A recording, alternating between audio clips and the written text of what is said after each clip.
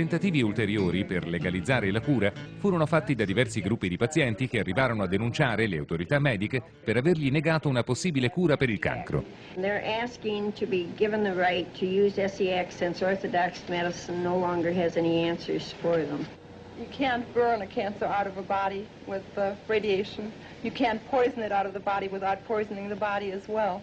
And I feel that nature holds the answer, the only answer for cancer patients, and as such, we should have it. Our constitutional rights at the moment are being denied to us, and it shouldn't even come down to a court hearing. It should be a matter of fact that we have what we want for our body. I have cancer from head to toe to the bone. You're going to try and tell me that if I think there's something that's going to give me a little bit of life, that I'm not going to try it? Ma la risposta delle autorità è sempre rimasta la stessa, anche nei casi in cui i responsabili erano obbligati ad inventare le giustificazioni più ridicole, pur di non riconoscere la validità dell'ESIAC. If we release Laetrile and ESIAC and Proibite and so on, I can give you a very long list. You'll have a very wide choice. Then when there is something effective, how will you know which to choose from? A scanso di equivoci, qualcuno pensò addirittura di evitare che in futuro la medicina venisse usata da dottori che magari ne riconoscessero l'efficacia. As it's well known in the state of California, the state legislature actually made it a felony for a doctor to use any than the accepted methods of treatment for cancer, and they named them in the legislation: surgery, chemotherapy, radiation, and cobalt. And when doctors are hemmed in like this and their very livelihood is threatened, they're not going to be anxious to step out of line. Sfinita da queste battaglie per lei assurde e incomprensibili, René tornò semplicemente a casa sua e continuò a curare i suoi pazienti fino al giorno della sua morte, avvenuta nel 1978. Un anno prima, un folto gruppo di ex pazienti decise di fare a René una sorpresa per ringraziarla di tutto quello che aveva fatto per loro. Ex-patients and supporters arrived in Bracebridge, Ontario. They came to help Reen celebrate her 90th birthday. They have experienced the benefits of ESIAC. Many of the people here feel they owe their life to Reen.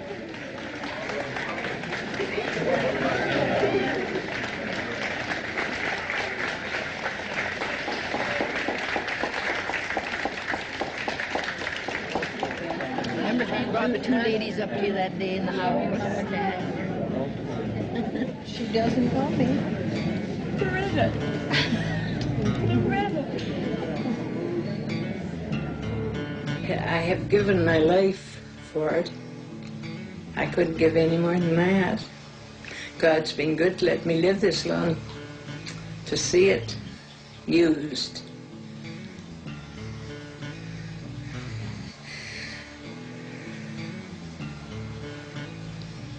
And used by people.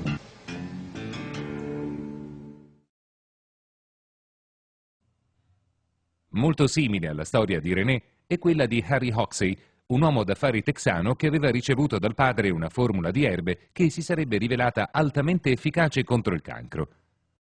Al contrario di René, Hoxsey aveva molti soldi, era un combattente nato e non aveva paura di nessuno.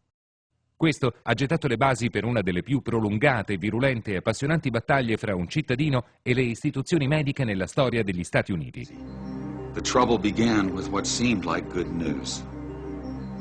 And we now have in our files and our records many, many thousands of case histories and records, pathological proof, X-ray photographic studies that we do positively cure cancer, both internal and external. I give you names, times, dates, names of doctors, names of institutions. The doctors labeled Hoxsey the worst cancer quack of the century. But Hoxsey's supporters called him an effective healer, persecuted by a medical trust. But up to now, they have never proven that this treatment don't cure cancer. The ex-coal miner with an 8th grade education became a legend in his own time. According to the Hoxsey legend, the remedies were discovered by his great-grandfather experimenting on a sick horse. As the story goes, John Hoxsey was a veterinarian whose prize stallion got cancer. He put it out to pasture to die. But 3 weeks later, the tumor had stabilized. He observed the horse eating unusual plants, not part of its normal diet. Within a year, the horse was well.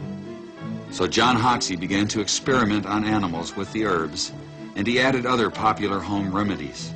He claimed success and passed the formulas down through the family, who eventually used them on people.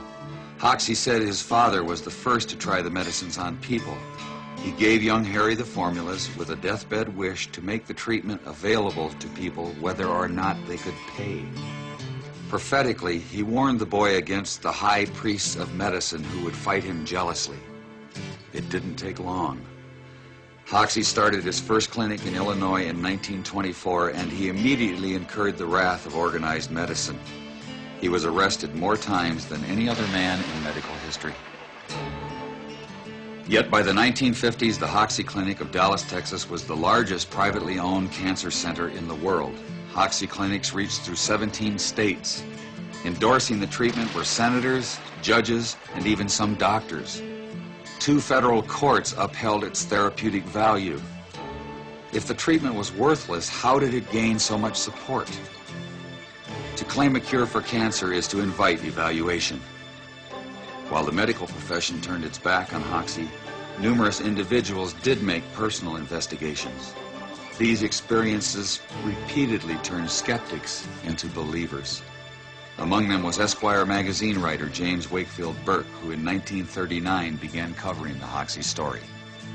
My boss, Arnold Gingrich, one day said, "Why don't you go down to Texas and let's expose this fellow. He's getting too big." And the American Medical Association liked to put him out of business, and said, "You go down and get acquainted with him," and says, "We'll do a couple of pieces on him and put an end to this." So it was an assignment. I came to Texas. I expected to stay about a day, get my information, and leave. I became fascinated. I stayed for 6 weeks. Every day, Harry would pick me up, bring me to the clinic. We'd come in the morning, and he would put his arm around these old men and women, say, "Dad, them doctors been cutting you up." Says, "I ain't gonna let them sons of bitches kill you. You're gonna live." And he'd treat them, and I'd watch him treat them. They'd get better and begin to get well. So I wrote an outline for a piece which I called "The Quack Who Cured Cancer." And I sent it back to the editors, but it never came out. Assistant District Attorney Al Templeton was more than a skeptic. He arrested Hoxie more than 100 times in 2 years. Then his own brother, Mike, got terminal cancer and secretly went to Hoxie. When Mike Templeton got well, Al Templeton gave Hoxie the credit. Hoxie's prosecutor became his lawyer. More and more people kept supporting Hoxie's claims of a cure. His boldest promoter was Christian evangelist Gerald Winrod. His radio broadcast reached millions of listeners with sensational reports of Hoxie's mounting successes.